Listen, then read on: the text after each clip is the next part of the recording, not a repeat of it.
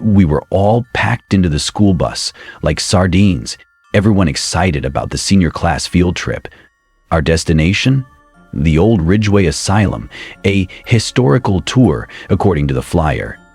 Mrs. Donovan, our history teacher, called it educational, but everyone knew it was just an excuse to scare us. The place had been closed since the 70s after some scandal about missing patients. Classic horror movie stuff.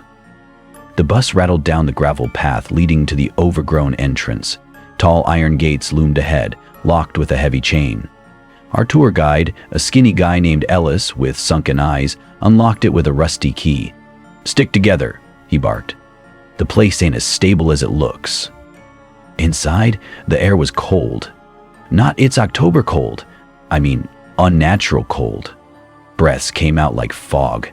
The peeling paint revealed odd red stains on the walls, and some of us joked that it was blood from the crazies. The smell? Wet concrete mixed with something rotten. Ellis led us through a long hallway lined with old patient rooms. He talked about controversial treatments like ice baths and electric shock therapy, but my eyes were glued to the doors. Some were slightly ajar, as if someone had peeked out right before we arrived. Every so often, I'd hear a soft tap, tap, tap behind me. I told myself it was one of the kids tapping the wall. About halfway through, Ellis stopped. "This next part ain't on the regular tour," he grinned. "But I figured you kids might want to see something exclusive." We followed him down a side hallway to a stairwell leading into the basement. The stairs creaked like they hadn't been used in decades. The basement was a maze of narrow hallways. Pipes ran along the ceiling, dripping water onto the cracked concrete below.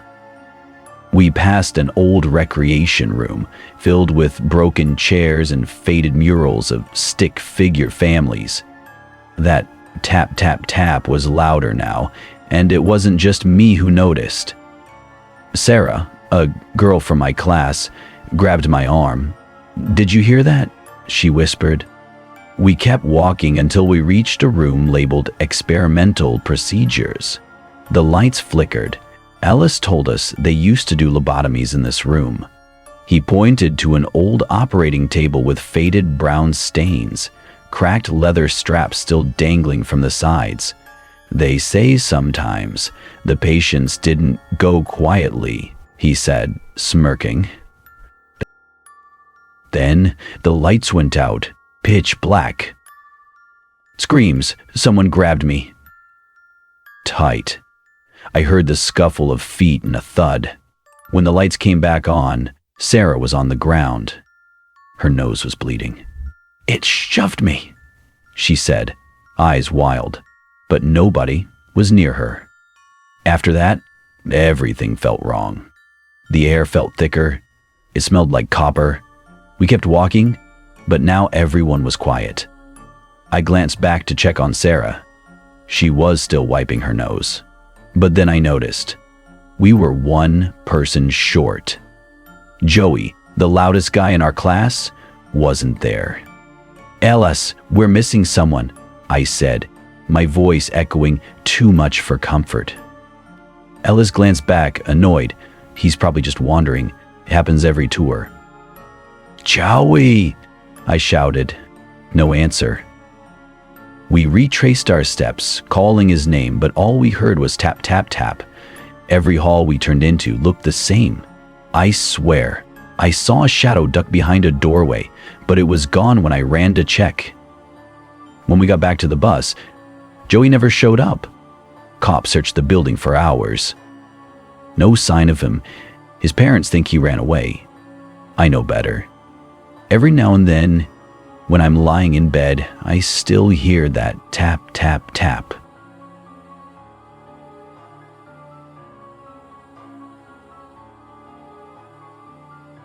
The air smelled like damp leaves and pine as our group of 15 students followed Mr. Reynolds, our biology teacher, deeper into Red Hollow Forest. It was supposed to be a 2-day field trip to immerse us in nature. We had clipboards, paper, and pencils to document our findings, like we were on some kind of National Geographic mission. The only thing anyone cared about was the bonfire we'd have that night. The trail was marked with bright orange tags nailed to trees, easy to follow. The first hour was fine, just a lot of walking and bad jokes. Sarah kept pointing out every mushroom like it was a discovery, and Luke threw acorns at her every chance he got. But after an hour and a half, something shifted. The orange trail markers disappeared. "Probably just missed one," Mr. Reynolds muttered, looking back at us. We kept walking. 10 minutes later, still no markers. "Shouldn't we go back?" I asked. Everyone looked at me like I said something crazy. We'll hit the markers soon," Mr. Reynolds said, clearly trying to stay calm. He checked his map, turning it left, then right. "This is fine. We're fine." But his voice was too tight. That's when I noticed the trees. They weren't normal. Some of them had claw marks running down their bark. Long, jagged scratches, like something with talons had gone wild. And they weren't old scratches. Fresh bark shavings lay at the base of the trees. Luke whispered, "What made those?" "Bears," Mr. Reynolds answered too fast. No one believed him. Then we heard it, a sharp snap behind us. We all turned at once, eyes darting through the trees. No one spoke. Every ear strained to hear it again. Nothing. "Keep moving," Mr. Reynolds said, waving us forward. He tried to act tough, but he walked faster now. By the time we reached the cabins, it was nearly sunset. 4 cabins, 2 for boys, 2 for girls. No electricity, just flashlights and lanterns. We dropped our bags and started gathering firewood for the bonfire. Nobody talked about the trail. Everyone was fine. The fire crackled in the middle of the clearing, sparks flying up like fireflies. Marshmallows, bad campfire songs, and Luke telling the same urban legends we'd all heard before. But I couldn't relax. My eyes kept flicking to the tree line. Every so often, I thought I saw something tall between the trunks, just standing there. Every time I focused, it was gone. "Who wants to hear a real story?" Mr. Reynolds asked, his grin wide. "This forest has a legend." "Of course it does," Luke muttered, tossing a marshmallow into the fire. "Seriously." Mr. Reynolds leaned in, shadows making his face look hollow. "They call it the Watcher, a man who went missing back in the 1950s. They never found his body. People say he still roams these woods, watching anyone who comes too close. Some say he's still alive. Others," he paused, grinning as he looked at each of us, "say he's something else now." Silence, then a twig snapped, close, real close. Everyone froze, heads whipping toward the sound. "Probably a deer," Mr. Reynolds said, but he was standing now. "Why do they call him the Watcher?" Sarah asked, pulling her sleeping bag tighter around her shoulders. "Because," he said slowly, "he doesn't chase. He doesn't attack. He just watches." The fire suddenly dimmed, like the wind blew it, but the trees weren't moving. That was the first time I noticed it. No wind, no bugs, no birds, just dead, heavy silence. That night, I woke up at 2:04 a.m., walked to the sound of footsteps outside the cabin. Not leaves, boots on wood. Crunch, crunch, crunch. Walking right up to the door. I sat up, barely breathing. Luke sat up too. We locked eyes. Crunch. The footsteps stopped right outside the cabin door. My heart was a hammer in my chest. "Mr. Reynolds," Luke whispered. No answer. The door didn't open. No knock, just breathing, right outside. It was soft, but I could hear it, slow and heavy. Inhale, exhale, too close. We sat frozen for what felt like forever. Then, the footsteps moved away. Crunch, crunch, crunch. Gone. We didn't sleep after that. The next morning, Mr. Reynolds told us we were taking a shortcut to avoid backtracking the same trail. Nobody argued. We were all tired and just wanted to get home, but something about the way he said it felt off. He was usually so careful with his words, always double-checking maps, making sure no one got left behind. But this time, he didn't even glance at the map. He just pointed into the thickest part of the forest and said, "This way." Nobody questioned him. I wish we had. It was slow going. There was no path. We had to push through bushes and step over roots. The ground was uneven, and some of the students were tripping every few feet. I remember Sarah whispering, "Why wouldn't we just go back the way we came?" I didn't have an answer. About 20 minutes into the hike, things got weird. First, the woods started looking the same in every direction. I don't just mean like trees looked like trees. I mean, every tree looked like the last one we passed.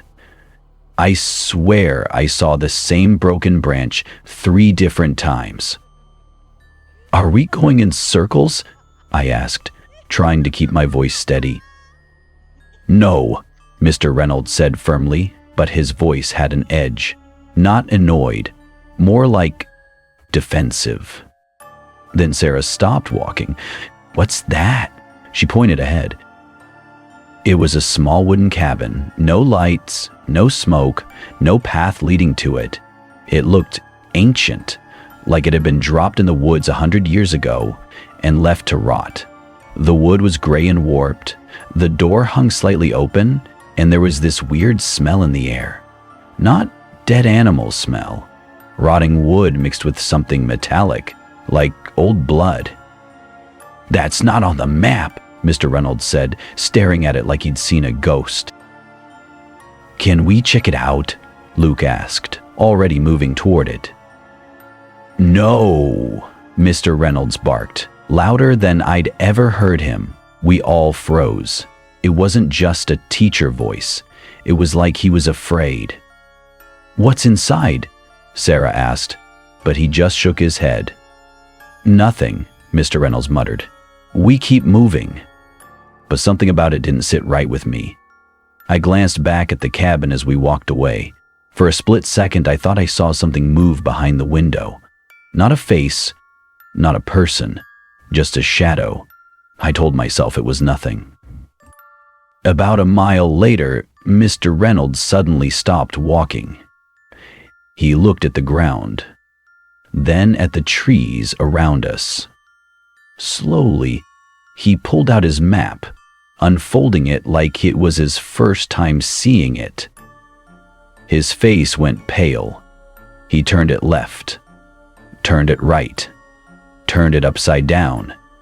He scratched his head and mumbled something I couldn't hear. "We're lost, aren't we?" Sarah asked, deadpan. "No, we're not lost," he snapped. But no one believed him. Not this time. Luke snickered behind me. "Yeah, okay, Bear Grylls. We're totally not lost." Then Sarah said something that made my stomach drop. "Where's Luke?" I spun around. No Luke, just woods. "Luke?" I called, voice cracking a bit. "Luke!" Mr. Reynolds cupped his hands around his mouth. "Luke, stop messing around." No answer. We retraced our steps, calling his name, scanning every inch of the woods. It was quiet. No birds. No bugs. No footsteps. Just our voices echoing back at us. After 10 minutes of walking, I spotted something lying on the ground up ahead. It was Luke's backpack. Not torn, not dumped, just sitting upright. like someone had set it down neatly in the middle of the trail. "What the heck?" I muttered, running over. I unzipped the bag. His water bottle was still in the side pouch. His extra hoodie was folded neatly inside. The only thing that was missing was Luke. Then I found his notebook. It was right on top, the kind we all had to bring for nature notes. I flipped it open and felt my heart stop. The first page had his doodles, the second page had notes on mushrooms, but the last page, it wasn't notes. It was just one phrase written in big, sloppy handwriting. "He's not Mr. Reynolds." I froze. "What's this?" I said, holding it up. Mr. Reynolds walked over, moving slower than he should have. He leaned in close, eyes narrowing. His face didn't look right. His grin was too small, too tight, not his normal grin. "Where'd you find that?" he asked, his voice lower than usual. "Luke's bag," I said, stepping back. "What does it mean?" His eyes flicked to the words on the page. For a second, his face went completely blank, like he wasn't sure how to react. Then he laughed. "It means Luke's playing a prank on you, obviously." Sarah snatched the notebook from me. "This isn't funny," she said, eyes darting between the note and him. Her breath hitched on the next words, but I ignored them, staring back, as Sarah handed me a thermos of breath. "Give me that," Mr. Reynolds said, holding out his hand. "No," Sarah said, clutching it tight. "What's going on, Mr. Reynolds?" "Nothing's going on," he said, but his eyes didn't blink. He took a step toward her. She took a step back. He kept coming. "Back off," she yelled, holding the notebook like it was a cross and he was a vampire. "Don't be stupid," he said, his grin growing wider, way too wide. He lunged. Sarah bolted. I bolted. I didn't even see which way she went. I just ran. Branches slapped my face, roots snagged my ankles. My legs were burning, my lungs were on fire. But I didn't stop. Not until I broke through the tree line and saw the parking lot. There were rangers, 2 of them. I sprinted up, panting, crying, words coming out in bursts. He's not Mr. Reynolds." They looked at me like I was crazy, then told me to slow down. "Who's not Mr. Reynolds?" one of them asked. "My teacher," I gasped. "He's still in the woods with Sarah. He chased us." The rangers stared at me for a second. Then one of them pulled out his phone.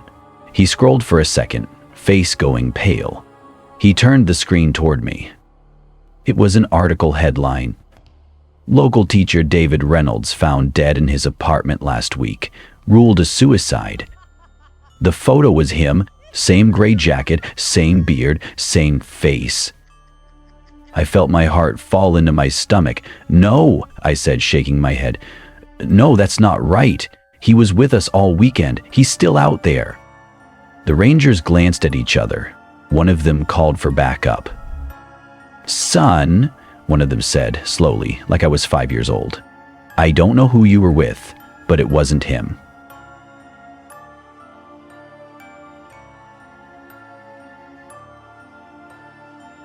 All right, I've been holding this in for too long. I can't stop thinking about it. Every time I close my eyes, I hear the sound of that old elevator, feel the flicker of those dim lights, and remember the look on his face. I need to tell someone. Anyone. Because nobody at school will talk about it. They just pretend it didn't happen. But it did happen. This was supposed to be a simple field trip. We went to the Milton Science Center, one of those interactive science museums where you press buttons and lights flash and they pretend it's educational. It's supposed to be fun. It wasn't. The whole trip started fine. We did the usual boring museum tour, looked at fossils, played with the static electricity ball that makes your hair stand up, and checked out the space exhibit. Standard stuff. But then, just before lunch, Mr. Porter, our teacher, told us we'd be going to the underground exhibits.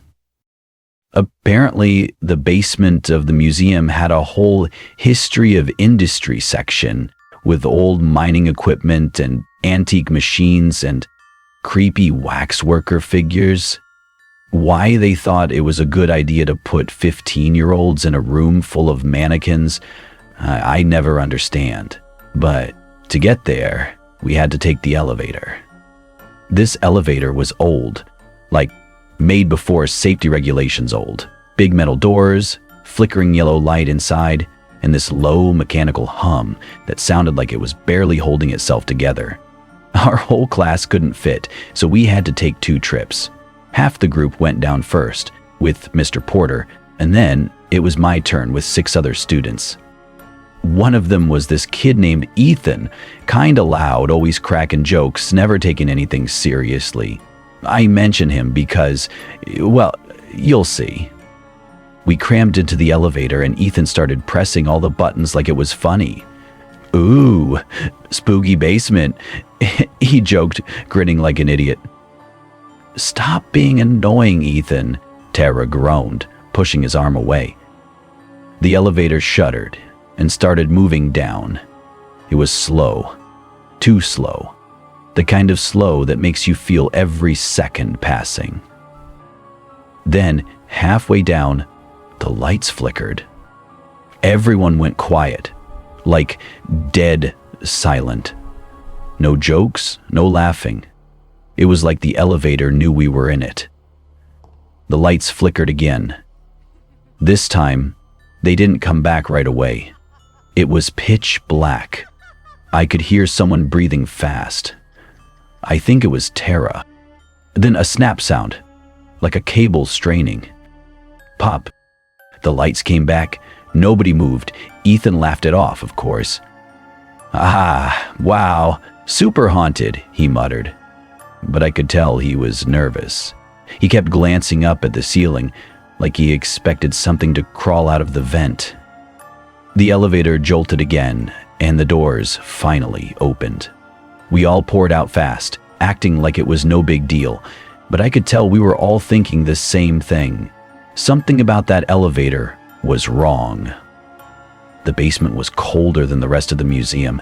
It smelled weird, too, like old metal and damp concrete.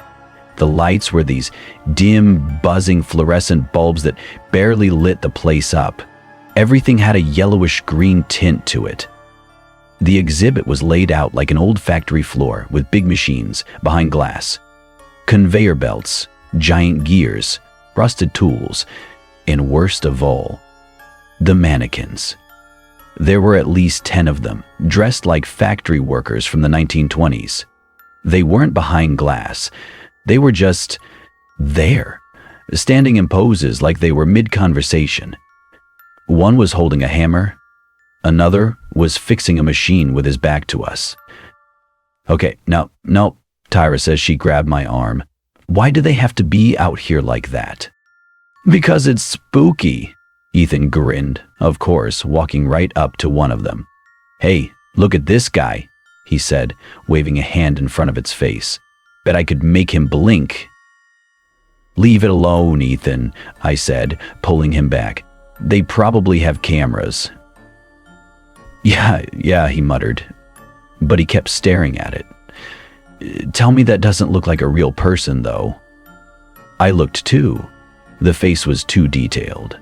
The eyes weren't glossy like mannequin eyes. They were matte, dry, like they'd been carved by hand. The wrinkles on its face had little cracks, like real skin after it dries out too much. Then Ethan said something that made my heart stop. Did his eyes just move? Nobody believed him. I didn't believe him. Not really. But I didn't stop staring at that mannequin. We kept walking, but I kept looking back every few steps. I swear, every time I looked, it was in a slightly different position. We'd been down there for maybe 15 minutes when Mr. Porter called for us to line up at the elevator. Everyone was so ready to get out of there. Tara was holding my sleeve the whole time, and I didn't complain. But Ethan wasn't in line. "Where's Ethan?" Mr. Porter asked, his voice sharp. Everyone looked around. No Ethan.